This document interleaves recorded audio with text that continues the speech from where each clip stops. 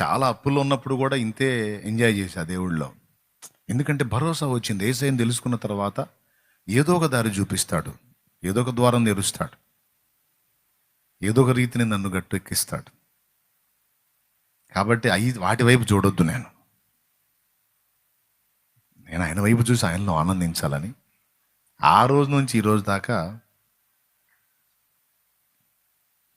అలా దేవుల్లో ఆనందపడతానే ఉన్నా.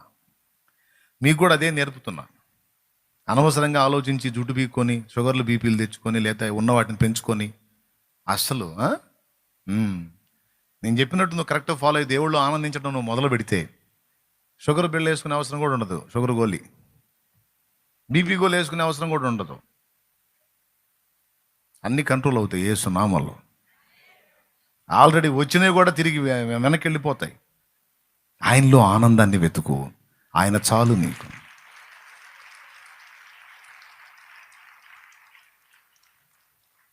ఏమో ఆయన చాలో ఏమో,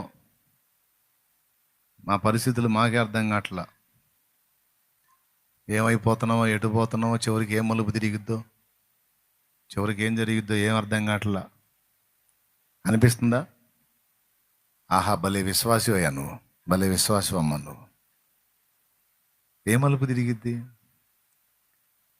సమస్తము నీ చేయి దాటిన ఆయన చేతిలో ఉంటుంది. కొన్నిసార్లు లేనివి ఇస్తాడు, కొన్నిసార్లు ఉన్నవి తీస్తాడు, తీసి మళ్ళీ ఇవ్వగలడు.